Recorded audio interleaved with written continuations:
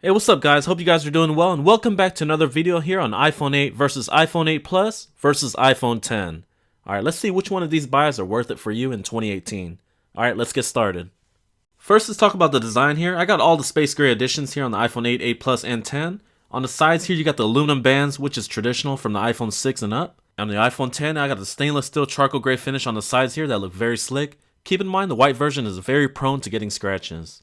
So far, my space gray hasn't been an issue thus far. Alright guys, let's move along to battery performance here. The iPhone 8 Plus to me is the clear winner. This thing can literally last up to 2 days of usage.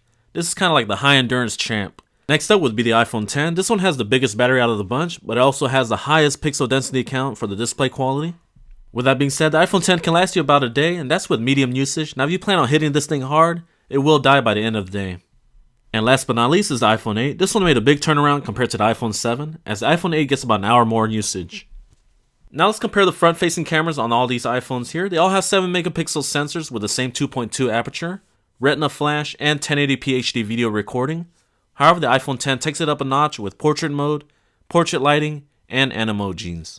For me personally, the animojis were pretty cool at first, however the novelty has definitely worn off. And don't even get me started on the portrait mode on the front-facing camera of the iPhone 10. That thing is a complete joke. If you want the best one for those situations, go for the Pixel 2.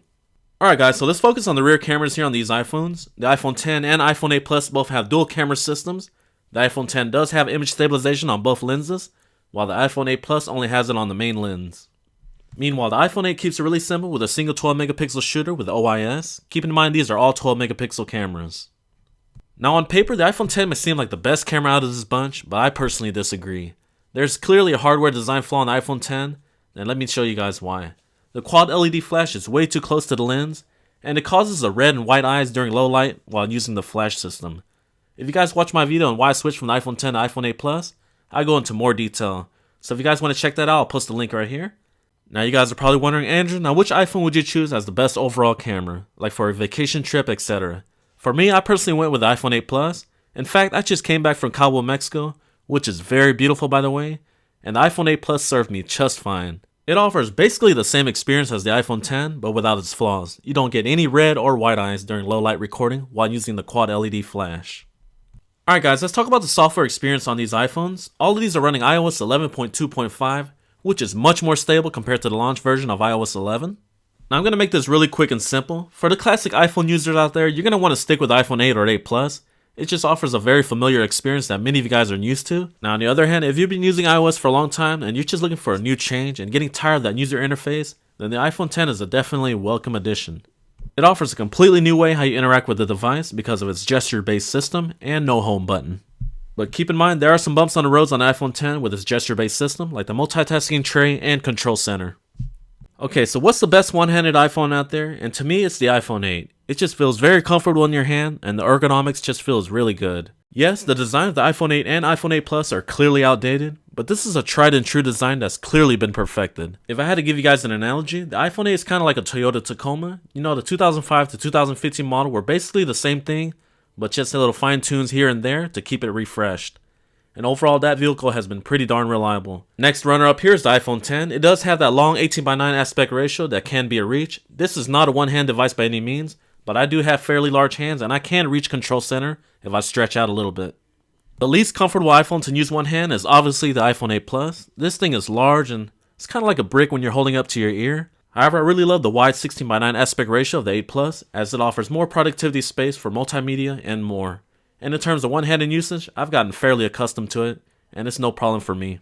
Next up is Biometrics. The iPhone 8 and 8 Plus uses a second generation Touch ID sensor, which is wicked fast. And the iPhone 10 uses Face ID, which is pretty good for a first generation product, but not as good as Touch ID in my opinion. Okay guys, so let's talk about display performance here. The iPhone 10 uses a 5.8-inch OLED panel with HDR. It has a pixel density count of 458 ppi. The biggest con for me personally on the iPhone 10's display is PWM, which stands for Pulse Width Modulation. It's a technical term used to describe OLED panels when a dimming process is involved. Let me show you guys a quick sample. I captured the slow motion feature using the iPhone 8 Plus. To the naked eye and most people, you shouldn't be able to see this. However, people with sensitive eyes, you will get eye strain and headaches. Alright, let's get back to the 8 Plus. This one uses a 1920 by 1080p panel with 401 pixels per inch. This one looks really good. And the iPhone 8 has a 4.7-inch LCD panel at 326 pixels per inch. And when you're in zoom mode, you can see the pixels.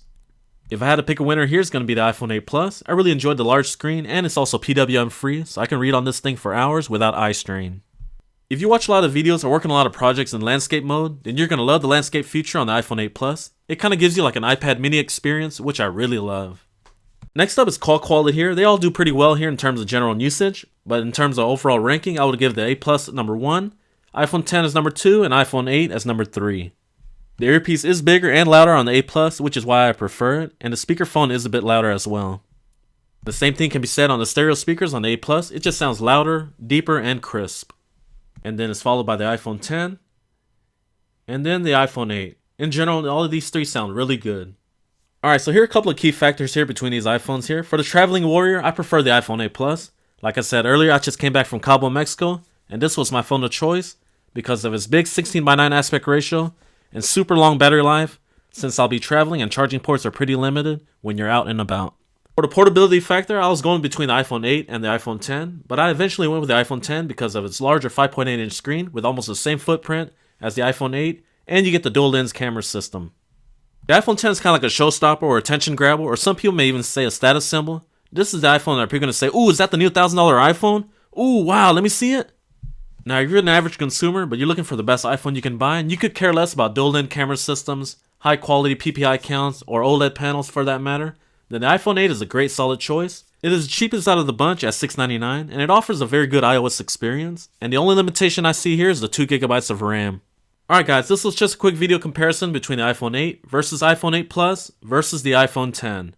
I hope this video helps you guys on which iPhone you guys should buy in 2018. If I had to pick one of these, then I would go for the iPhone 8 Plus. It just gives me a better user experience. Now if you're curious on why, then check out my video on why I switched from the iPhone 10 to the iPhone 8 Plus. I'll post the link in the description. Okay guys, thanks so much for watching, and I'll catch you in the next one.